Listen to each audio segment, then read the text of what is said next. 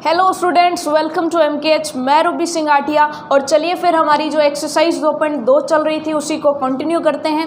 First question के 2 part हमने कर लिए थे, जिनमें हमने सबसे पहले कोई भी हमें बहुपद दिया होता है उसके हमने शून्यांक ज्ञात किए, उसके बाद हमने उसके गुणांक ज्ञात किए और शून्यांकों और गुणांकों के मध्य जो संबंध था उसकी सत्यता की जाँच की। तो चलिए फिर इसके बाकी के जो फर्दर पार्ट्स हैं, ठीक है, बाकी के जो पार्ट्स हैं वो भी हम सॉल्व कर लेते हैं। ठीक है, देखिए इसका फर्स्ट क्वेश्चन का जो थर्ड पार्ट है, फर्स्ट क्वेश्चन का थर्ड पार्ट हमें क्या कहता है, बहुत ही सिंपल है स्टूडेंट्स।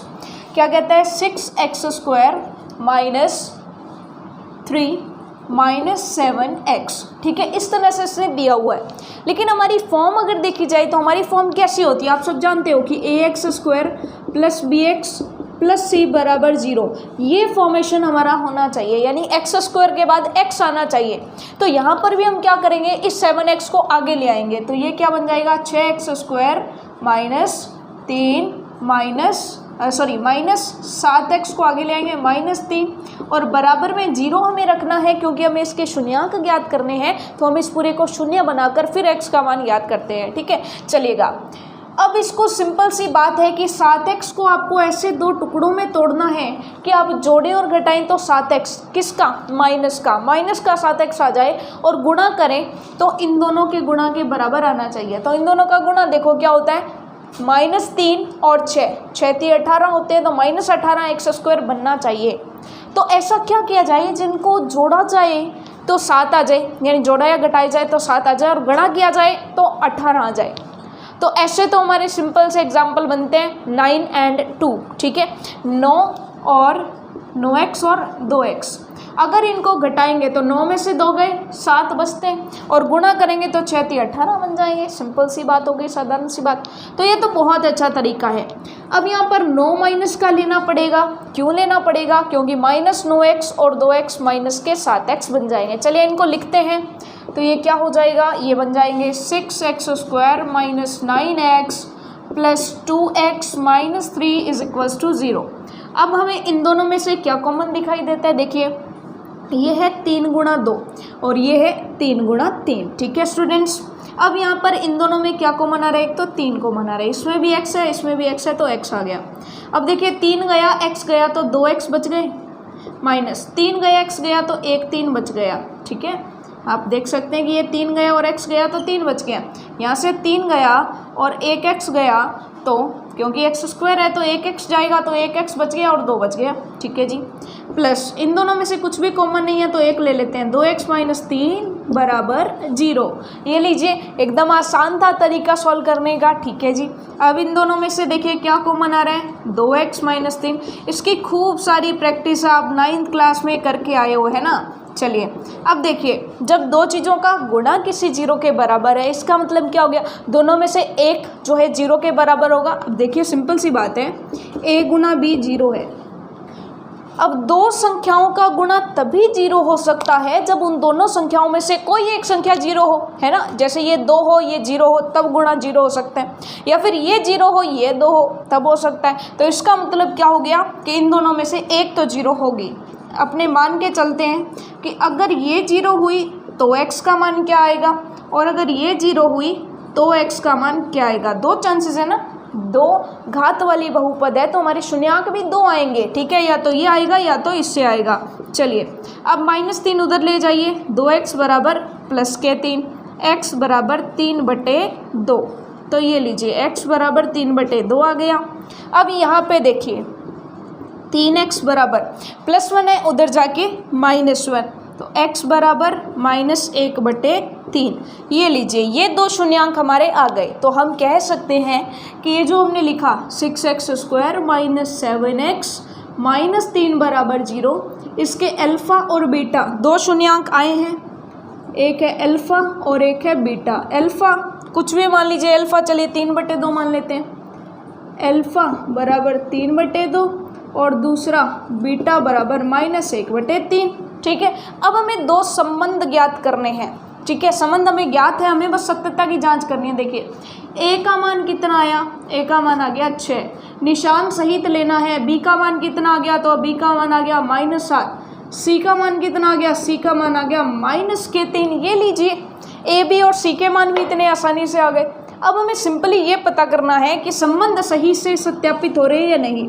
हम जानते हैं अल्फा प्लस बीटा किसके बराबर आना चाहिए, हम जानते हैं कि अल्फा प्लस बीटा बराबर आना चाहिए माइनस बी बटा ए के, और अल्फा गुणा बीटा बराबर आना चाहिए सी बटा ए के। ठीक है, चलिए सबसे पहले अल्फा प्लस बीटा ज्ञात करते हैं। इन दोनों को जोड़िए, 3/2 माइनस 1/3, लघुत्तम लिया तो 6 आ गया।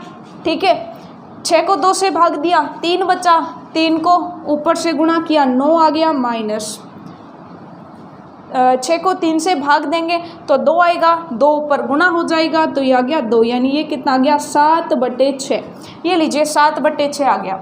अब अल्फा प्लस बीटा की वैल्यू तो 7/6 आ गई। अब देखते हैं कि माइनस बी बटा ए की वैल्यू कितनी आती है। तो माइनस बी बटा ए की वैल्यू देख लीजिए, माइनस का माइनस रख दिया, बी का मान देखिए, बी का मान है -7 और ए का मान है 6, तो लीजिए माइनस गुणा माइनस प्लस तो 7/6 आ गया। अरे क्या बात है, गजब की बात निकली क्या कि ये भी 7/6 और ये भी 7/6, मतलब हमारा पहला संबंध तो एकदम सही है, alpha plus beta minus B बटे ए के बराबर आ रहा है।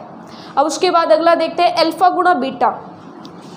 तो अल्फा गुणा बीटा यानी इन दोनों का गुणा करवाइए, 3/2 का गुणा करवाएं -1/3 से, 3 से 3 कैंसिल आउट हो गया, क्या बचेगा, ये तो बचेगा माइनस का 1/2। सिंपल सी बात हो गई, माइनस का 1/2 बच रहा है। अब हम देखते हैं कि सी बटा ए भी क्या आता है। देखिए सी बटा ए देखिए, सी का मान है -3, ए का मान है 6, दोनों को काटा -1/2, आपने देख लिया, ये भी -1/2, ये भी -1/2, यानी ये दोनों भी क्या आ रहे हैं, बराबर आ रहे हैं, तो ये भी सत्य है। इसका मतलब दोनों के दोनों जो हमारे संबंध है वो सत्यापित हो रहे हैं, उनकी जांच हमने कर ली है। इसका मतलब क्या निकलेगा कि हमने जो शून्याक निकाले हैं और हमने जो गुणांक निकाले हैं वो बिल्कुल करेक्ट है, तभी तो हमारा ये बिल्कुल मैच हो रहा है। ठीक है, तो ये हुआ हमारा थर्ड पार्ट, फर्स्ट क्वेश्चन का थर्ड पार्ट। अब चलते हैं हम फोर्थ पार्ट की तरफ। अब देखिए इस चीज़ को आप समझ गए हैं, अगले जो भी क्वेश्चन है उनके अंदर हम केवल शून्याक निकालना सीखेंगे।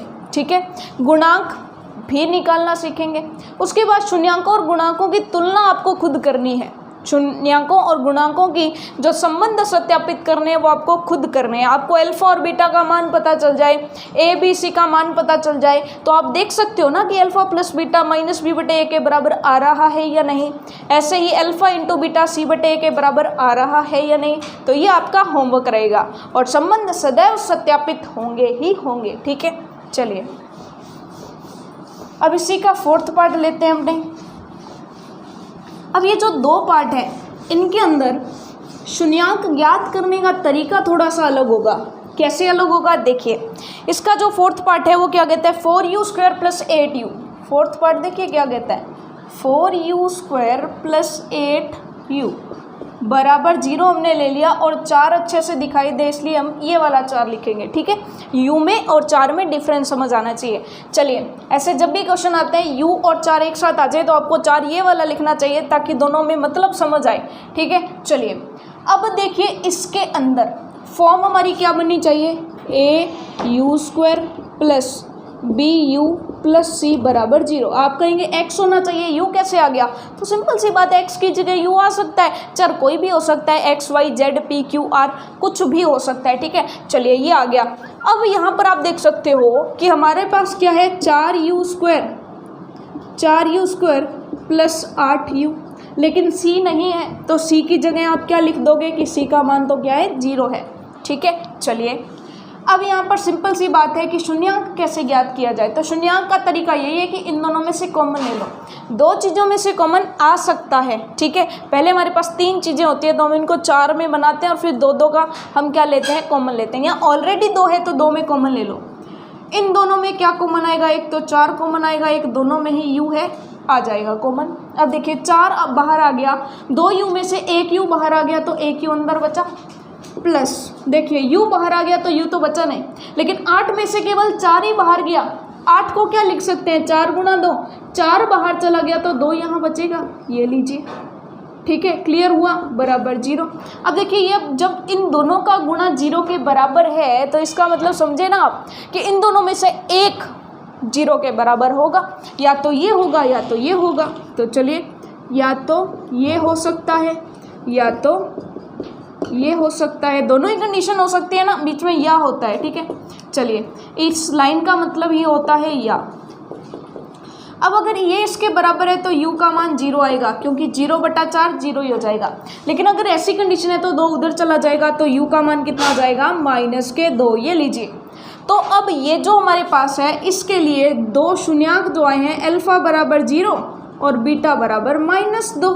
2 शून्याङ्क ये आ गए आपके पास, ठीक है जी, ओके है। अब इसके गुणांक निकालिए, गुणांक क्या होंगे, तो गुणांक a बराबर 4 आ गया, b बराबर 8 आ गया और c बराबर 0 आ गया। ये लीजिए, कोई डाउट वाली बात नहीं है, शून्याङ्क सिंपली निकल गए। और गुणांक u² का गुणांक a होता है, तो 4 आ गया, b का मान 8 आ गया और c का मान 0 आ गया, ठीक है। सिंपली हमने तुलना कर ली है, तुलना करते हैं, ये आ गया। अब हमें चेक करना है कि क्या अल्फ़ा प्लस बीटा -b/a के बराबर आ रहा है, क्या अल्फ़ा गुणा बीटा c/a के बराबर आता है। चलिए देखते हैं, अल्फ़ा प्लस बीटा कीजिए, अल्फ़ा प्लस बीटा दोनों को जोड़िए, 0 में प्लस कीजिए -2, तो ये तो -2 ही आएगा, सिंपल सी बात हो गई। अल्फ़ा प्लस बीटा -2 आया है। अब चलिए इसको चेक करते हैं, -b/a कीजिए, माइनस का b का मान कितना है, 8 और a 4, इसको काटा तो कितना आया, -2। मतलब ये संबंध बिल्कुल सही है, अल्फ़ा प्लस बीटा -b/a के बराबर आ रहा है, इसका मतलब ये बिल्कुल सही है। तो आप कह देंगे कि यह संबंध सत्यापित होता है, यह संबंध सत्यापित होता है। वैसे ही अगर देखा जाए अल्फ़ा गुणा बीटा कीजिए, तो देखिए 0 को अगर किसी भी चीज़ से गुणा करोगे वो तो 0 ही आएगा, तो 0 गुणा -2, ये तो 0 आ गया। वैसे ही c/a भी ज्ञात करो, अल्फ़ा इंटू बीटा ज्ञात कर लिया, c/a ज्ञात कीजिए। c कितना है, 0, 0 के बटा में a का मान कितना है, 4, तो 0 के बटा में तो कुछ भी हो वो तो 0 ही आएगा। देखिए दोनों 0 0 आ गए, इसका मतलब ये संबंध भी सत्यापित होता है, दोनों संबंध सत्यापित हो गए। देखा आपने, कितना आसान सा सवाल था, कितनी आसानी से हमने कर लिया, एकदम गजब का सवाल है। मतलब ऐसे सवाल आ जाए ना तो एग्जाम में मजे हो जाएंगे, है ना। चलिए, 4th पार्ट हमने कर लिया, ठीक है। बिल्कुल थोड़ी सी स्पीड थोड़ी सी ज़्यादा है आज हमारी, क्यों ज़्यादा है ये भी मैं आपको बता दूं, क्योंकि ऐसे क्वेश्चन हम कर चुके हैं, ठीक है। इनकी प्रैक्टिस आपको करनी है। चलिए अगला क्वेश्चन करते हैं। अगला क्वेश्चन तो ना और भी गजब होगा, अगला क्वेश्चन और भी मज़ेदार।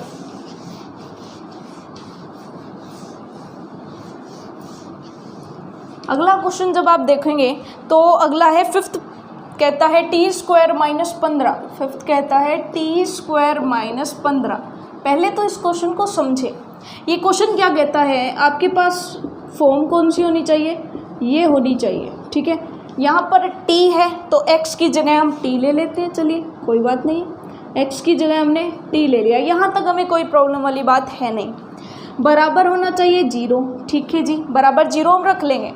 अब देखो ये फॉर्म को यहाँ लिखते हैं, t² वाला पद वहाँ पर है, ठीक है जी, ये रहा, लेकिन t वाला पद यहाँ पर है नहीं। यहाँ पर किसी के साथ भी सिंगल t आ रहा है क्या, नहीं आ रहा, तो सिंगल t वाला कोई पद है नहीं, तो हम 0 गुणा t लिख लेते हैं। क्या लिख लेते हैं, 0 गुणा t, ठीक है। सिंपल लिख सकते हैं ना कि t गुणा 0 करेंगे तो वो 0 ही आ जाएगा, उसका कोई मतलब ही नहीं, तो 0 गुणा t हम लिख सकते हैं। उसके बाद देखिए, उसके बाद c जो बिना t के वैल्यू आती है, जो c होता है जो 1 का गुणक होता है, तो यहाँ देखो 1 का गुणक कितना है, -15, तो हम यहाँ पर लिख लेते हैं -15 बराबर 0। अब यहाँ से आप a की वैल्यू ज्ञात करो, तो a की वैल्यू कितनी आएगी, 1। क्यों, क्योंकि कुछ भी नहीं है, इसका मतलब 1 तो है, ठीक है। चलिए a बराबर 1, b तो है ही नहीं, मौजूद ही नहीं है, तो इसका मतलब b बराबर 0 और c बराबर -15। ये लीजिए गुणांक तो आ गए। अब हमें वेलकम करना है किसका, शून्याङ्कों का। करते हैं, कैसे करेंगे।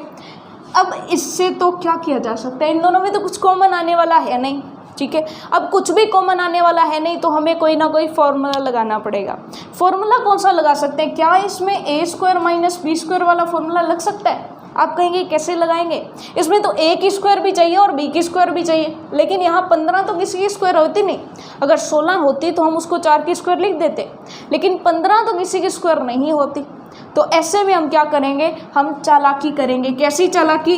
15 को हम √15 की स्क्वायर लिख सकते हैं ना, स्क्वायर और अंडर रूट कैंसिल हो जाएंगे, 15 बच जाएंगे, यानी 15 को हम √15 की स्क्वायर लिख देंगे। ठीक है, तो इसी चीज़ को हम कैसे लिखेंगे, t² माइनस √15 की स्क्वायर, क्योंकि बाद में क्या हो जाएगा, ये दोनों कट जाएंगे, 15 ही आ जाएगा।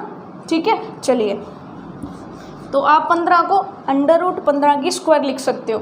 अब तो देखा ना आपने, अब तो बन गया a² माइनस b², और a² माइनस b² को हम a माइनस b लिख ही सकते हैं, और इसको बराबर 0 रखना है क्योंकि शून्यांक बनाना है। t² माइनस √15 की स्क्वायर, शून्यांक बनाने का मतलब आप समझ गए ना कि शून्याङ्क वह अंक होता है, यहाँ पर t का वह मान जो इस पूरे को शून्य बना दे, तो हमने इसको शून्य बना के t का मान निकाल लिया बस। ठीक है, चलिए, बराबर 0 है। इसको एक बार देखिए क्या कर सकते हैं, a² माइनस b² है, तो इसको a प्लस b, एक बार a माइनस b, t की स्क्वायर और √15 की स्क्वायर है, तो एक बार t प्लस √15 और एक बार t माइनस √15 बराबर 0 है। अब दोनों का गुणा तभी 0 हो सकता है जब या तो ये 0 हो या तो ये 0 हो। तो देखिए t प्लस √15 बराबर 0, ये प्लस √15 उधर जाएगा तो क्या बन जाएगा, माइनस √15। ये तो केस हो गया जब ये 0 के बराबर हो, जब ये 0 के बराबर होगा तब क्या होगा, t माइनस √15 बराबर 0, t बराबर √15, यानी माइनस उधर जाके प्लस हो गया तो t बराबर √15। तो आपने देखा इसके लिए अल्फ़ा और बीटा की वैल्यूज़ क्या क्या आ गई। इसके लिए अल्फ़ा की वैल्यू तो आप ले लीजिए माइनस के √15, और बीटा की वैल्यू क्या ले ली, प्लस के √15। जब आप अल्फ़ा प्लस बीटा, क्योंकि दो रिलेशन होते हैं हमारे पास, अल्फ़ा प्लस बीटा बराबर -b/a, ये सत्यापित करना है, और अल्फ़ा गुणा बीटा बराबर c/a चेक करना है कि ये आता है या नहीं आता। चलिए चेक करते हैं। अल्फ़ा प्लस बीटा किया, इन दोनों को जोड़ो। अब देखो 2 और -2 क्या होते हैं, -2 में 2 जोड़ो 0 हो जाएगा, वैसे ही 3 में -3 जोड़ो 0 हो जाएगा, 4 में -4 जोड़ो 0 हो जाएगा, तो वैसे ही √15 और माइनस √15, ये तो सिंपल सी बात है, 0 ही हो गया। ठीक है जी, अल्फ़ा प्लस बीटा 0 आ गया। -b/a देखते हैं, -b/a, b की वैल्यू कितनी है, 0 है, तो लगाइए -0/a की वैल्यू 1 है, तो ये हो जाएगा 0। ठीक है, माइनस का हो प्लस का हो, 0 तो 0 होता है, वो तो 0 ही हो जाएगा। इसका मतलब ये दोनों सेम हैं, इसका मतलब ये संबंध तो सही है। अगला संबंध देखते हैं, अल्फ़ा बीटा का जो गुणा है वो c/a के बराबर आ रहा है या नहीं आ रहा। यहाँ पर आप एक लाइन जरूर लिखिएगा कि अल्फ़ा प्लस बीटा बराबर -b/a आ रहा है, इसका मतलब प्रथम संबंध सत्यापित होता है। ठीक है, दूसरा संबंध देखिए, अल्फ़ा इंटू बीटा, इन दोनों का गुणा करवाइए, √15 गुणा माइनस √15। देखिए माइनस को तो आगे ले लेते हैं, √15 की स्क्वायर हो गई, और स्क्वायर से अंडर कैंसिल आउट, तो माइनस के 15 आ गया। ठीक है जी, अब देखिए ये किसके बराबर है, अल्फ़ा इंटू बीटा, c/a हमें फाइंड करना है, c/a, c का मान कितना, -15, a का मान कितना 1, तो ये भी -15 आ गया, दोनों सेम आ गए, इसका मतलब अल्फ़ा बीटा बराबर आ रहा है c/a के, यानी ये भी संबंध सत्यापित होता है। तो ये लीजिए, इसके जो 5 पार्ट है वो कंप्लीट हो गए हैं। अब जो इसका 6 पार्ट है वो आपके लिए होमवर्क है। ठीक है, इसके अंदर आपको क्या करना होगा, 6 पार्ट को चलिए लिखते हैं। 6 पार्ट आपका होमवर्क है, जिसके अंदर सिंपली आपको शून्याङ्क ज्ञात करने हैं, और उसके बाद आपको संबंध की जो सत्यता है वो जांच करनी है कि जो संबंध है वो सही आ रहे हैं या नहीं। संबंध का मतलब रिलेशन जो है इनके बीच में। ठीक है, चलिए अब यहाँ पर जो नेक्स्ट पार्ट है देख लीजिए, 3x² माइनस x माइनस 4, ये बहुपद आपके लिए होमवर्क है। इसमें आपको शून्याङ्क ज्ञात करने हैं, और ये भी मैं बता दूं सिंपल है कि ऐसा कोई टुकड़ा बताइए कि अगर जोड़ें घटाएं तो -1 आ जाए और गुणा करें तो -12 आ जाए। तो इसके 2 टुकड़े आप कर लोगे, -4x और +3x। जोड़ोगे तो माइनस का x आ जाएगा, गुणा करोगे तो इन दोनों के गुणा के बराबर ही आ जाएगा, है ना। तो टुकड़े बनाना एकदम आसान, हिंट क्वेश्चन के अंदर ही छिपी हुई है। ऐसे तो 4 और 3 ही होते हैं जिनका गुणा 4 और 3 के गुणा के बराबर आएगा, और जो जोड़ेंगे तो -1 आ जाएगा, ठीक है, सिंपली, क्योंकि इन दोनों के गुणा के बराबर गुणा आना चाहिए। ये तो 4 और 3 ही है। चलिए, अब ये तो हो गया हमारा फर्स्ट क्वेश्चन कंप्लीट। लेकिन स्टूडेंट सेकंड क्वेश्चन बड़ा ही मज़ेदार क्वेश्चन है, और सेकंड क्वेश्चन को करने के लिए सेकंड क्वेश्चन में कुछ नहीं करना आपने, एक नया फॉर्मूला आपको बताया जाएगा, और उस नए फॉर्मूले में आपको केवल और केवल मान रखने हैं, ठीक है, मान रखने हैं। अब देखो क्वेश्चन क्या आएगा, क्वेश्चन आपसे ये पूछा जाएगा कि अगर आपको शून्याक, शून्याक का मतलब समझते हो ना, हमारे अल्फा बीटा, 2 नन्हे नन्हे बच्चे हैं ना, अल्फा और बीटा, अगर अल्फा और बीटा का योग आपको दिया है, यानी शून्याकों का योग दे दिया आपको, अगर आपको अल्फा इंटू बीटा यानी शून्याकों का गुणनफल दिया है, तो क्या आप वह बहुपद ज्ञात कर सकते हो क्या? तो आप कहेंगे कैसे करेंगे, टेंशन मत लीजिए, फॉर्मूला है, फॉर्मूले में सीधा मान रखना है, ठीक है। एक खाली स्थान दिया जाएगा, बचपन में करते थे ना, एक खाली स्थान दिया जाता था और उसमें लिखना होता था ए फॉर एप्पल, तो बस वैसे ही लिखना है, ठीक है। चलिए, बिल्कुल बिल्कुल मज़ेदार सा है ये, ठीक है। आप अच्छे से, आपका ध्यान बस बोर्ड की तरफ होना चाहिए। आप जानते हो कि हम किसी भी द्विघात बहुपद को कैसे लिखते हैं, ax² + bx + c, ये इसको लिखने का तरीका है, ठीक है। ax² + bx + c, दुनिया के सभी द्विघात समीकरण, दुनिया के सभी द्विघात बहुपद इसी तरीके से लिखे जाते हैं, ठीक है। चलिए, अब यहाँ पर मैंने आपको क्या कहा कि इन दोनों तरफ a से विभाजित कर दीजिए, लेफ्ट हैंड साइड और राइट हैंड साइड दोनों को a से भाग दे दो। दोनों को जैसे आप a से भाग दोगे, इसको भी a से भाग दिया और इसको भी a से भाग दिया। एकदम नई ट्रिक है ये, लेटेस्ट ट्रिक है सिर्फ आपके लिए, ठीक है स्टूडेंट्स। चलिए, a से भाग दिया तो क्या हो जाएगा, ये और ये तो कट गया, तो क्या आ गया x² प्लस b बटा में a आ जाएगा, b बटा में a x प्लस c बटा में a, और 0 से तो कुछ किसी को भी गुणा करो 0 ही आता है, ठीक है। चलिए, ये चीज़ आ गई। क्या ये चीज़ आपकी देखी देखी लग रही है, b बटा a और c बटा a, ऐसा तो हमको जानते हैं ना, कौन सा, वही दो संबंध ज्ञात करो, अल्फा प्लस बीटा बराबर -b बटा a। लेकिन यहाँ पर तो -b बटा a है, तो कोई बात नहीं, टेंशन लेने की क्या बात है, इस माइनस को उठा के इधर ले आते हैं, कोई टेंशन वाली बात नहीं है। b बटे a बराबर, माइनस को इधर ले आओ, -अल्फा प्लस बीटा, ये देखो ये क्या है, शून्यांकों का योग है। और ऐसे ही अल्फा गुणा बीटा बराबर c बटा a होता है, इसमें कुछ करने की ज़रूरत नहीं है। तो क्या आप इस b बटा a की जगह ये मान रख सकते हो, रख सकते हैं बिल्कुल। c बटा a की जगह ये मान रख सकते हैं, बिल्कुल रख सकते हैं। तो फॉर्मूला नया क्या बन जाएगा हमारा, नया फॉर्मूला देखो क्या बना, x² माइनस, क्योंकि इसकी b/a की जगह माइनस अल्फा प्लस बीटा आ गया, x की जगह x आ गया, c बटे a की जगह क्या आ जाएगा, अल्फा इंटू बीटा बराबर 0। ये देखिए एक नया फॉर्मूला हमने बना दिया आपके सामने, ये है बहुपद का फॉर्मूला। यही बहुपद यहाँ तक आ गया, यानी ये बहुपद का फॉर्मूला है। कब, जब आपको शून्यांकों का योग दिया गया हो और शून्यांकों का गुणनफल दिया गया हो, शून्यांकों का गुणनफल दिया गया हो, यानी आपको योग दे दिया, आपको अल्फा प्लस बीटा की वैल्यू दे दी। जैसे मान लीजिए अल्फा प्लस बीटा उसने कहा 2 है और अल्फा इंटू बीटा उसने कहा 1 है, तो आपको क्या करना है, अल्फा प्लस बीटा की जगह यहाँ 2 लिख देना और ये 1 जो है यहाँ लिख देना, आपका जो बहुपद है वो बन जाएगा। यानी कुछ नहीं करना है, अल्फा प्लस बीटा का मान आपको देगा, आपके हाथ में रखेगा, आपको हाथ से उठा के यहाँ रखना है।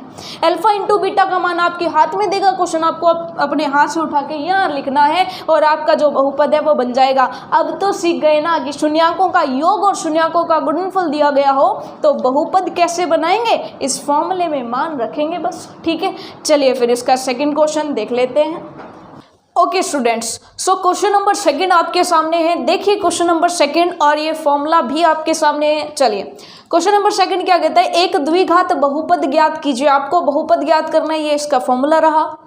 जिसमें शून्यांकों का योग यानी अल्फा प्लस बीटा आपको दिया हुआ है और गुणनफल यानी शून्यांकों का गुणनफल क्रमशः है, यानी यहाँ पर ये जो चीज़ है ये तो है शून्यांकों का योग यानी अल्फा प्लस बीटा की वैल्यू है और ये है अल्फा गुणा बीटा की वैल्यू। ध्यान दीजिएगा, कुछ स्टूडेंट्स इसको ये मान लेते हैं कि ये शून्यांक दिए हुए हैं यानी ये अल्फा है और ये बीटा है, ऐसा मान लेते हैं और फिर उनको जोड़ के और गुणा करके करने लगते हैं, जो तरीका बिल्कुल गलत है। क्वेश्चन को ध्यान से पढ़िए ना। क्वेश्चन क्या कहता है, एक द्विघात बहुपद ज्ञात कीजिए जिसके शून्यांकों का योग वह गुणनफल क्रमशः निम्न है। क्रमशः का मतलब क्या हो गया, जो पहले लिखी हुई है वो पहले आएगी और जो बाद में लिखी हुई है वो बाद में आएगी। तो यहाँ देखिए शून्यांकों का योग पहले दिखा है यानी ये शून्यांकों का योग है और गुणनफल बाद में लिखा है यानी ये गुणनफल है। ठीक है, अब इसमें बहुपद ज्ञात करने में कौन सी रॉकेट साइंस है, बिल्कुल सिंपल है। कैसे, एक्स स्क्वायर यहाँ पर लगाना है माइनस, उसके बाद alpha plus beta x plus alpha गुणा बीटा बराबर 0।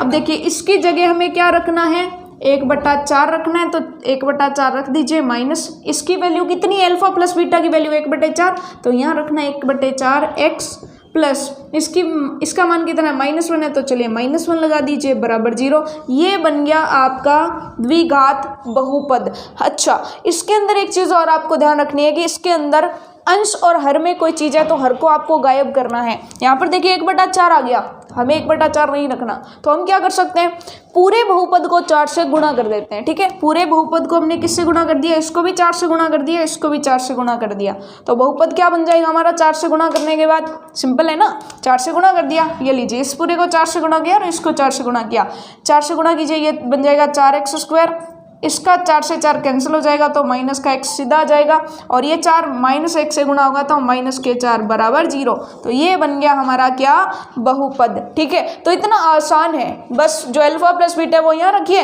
अल्फा इंटू बीटा उसको यहाँ रखिए और बहुपद बन गया। इसका सेकंड पार्ट देखिए, इसी का सेकंड पार्ट देख लेते हैं, √2 और 1/3।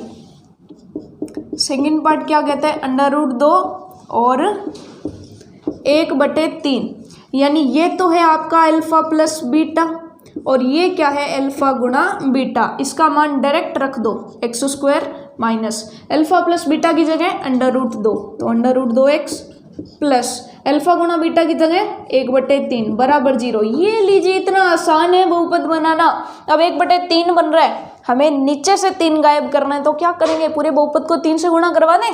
चलिए इसको भी 3 से गुणा करवाइए और इसको भी 3 से गुणा करवाइए, तो 0 गुणा 3 तो 0 ही रहेगा, इसको गुणा करवाया तो 3x² आ गया और इसको गुणा करवाया तो -3 √2x आ गया और देखिए ये 3 इससे कट गया तो प्लस का 1 बचा, ये हमारा नया बहुपद बन गया। देखिए इतना आसान है, जो पहले वैल्यू होगी वो यहाँ रख दीजिएगा और जो बाद में वैल्यू होगी वो यहाँ रख दीजिएगा। अब इसके इसी क्वेश्चन के जो बाकी के पार्ट हैं वो आपके लिए होमवर्क रहेंगे, फटाफट से मैं लिख दूं, 4 पार्ट और हैं वो आपके लिए होमवर्क रहेंगे। ठीक है, चलिए जल्दी से मैं लिख दूं यहाँ पर और उनको आपको करना है ट्राई। अल्फा प्लस बीटा की जगह पहली वैल्यू रखनी है और अल्फा गुणा बीटा की जगह दूसरी वैल्यू रखनी है, एकदम आसान है। ठीक है, चलिए जैसे थर्ड पार्ट इसका देख लीजिए, थर्ड पार्ट है 0 और √5, यानी अल्फा प्लस बीटा की जगह ये और अल्फा गुणा बीटा की जगह ये, यानी यहाँ पर आ जाएगा 0 और यहाँ आ जाएगा 5। इतना आसान क्वेश्चन है। ठीक है, चलिए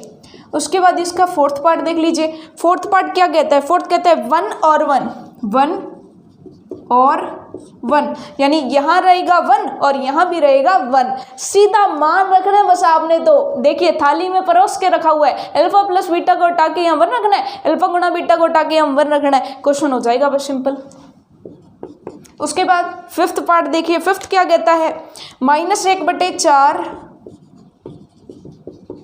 और 1/4। इसमें क्या करोगे, यहाँ रख देना -1/4, क्योंकि यही तो योग है ना, पहले वाला योग है और बाद वाला गुणा है, तो ये हो जाएगा -1/4, माइनस माइनस प्लस हो जाएगा। उसके बाद यहाँ 1/4 रख दोगे, अब दो जगह 1/4 1/4 आ गया, नीचे वाले 4 को गायब करना है तो क्या करेंगे, 4 से पूरे समीकरण को गुणा करा देंगे। ठीक है, चलिएगा करके देखिएगा, खुद भी आपको कुछ ना कुछ ट्राई करना चाहिए। और लास्ट पार्ट है 4 और 1, 4 और 1, तो यहाँ रखोगे 4, यहाँ रखोगे 1, तो क्या बन जाएगा, इसमें तो सिंपल है x² - 4x + 1, ये लो ऐसे बहुपद बनेगा बस सिंपल। देखो यहाँ 4 रखना है, वहाँ 1 रखना है, यहाँ 4 रखा है, यहाँ 1 रखा, बस काम खत्म हो गया।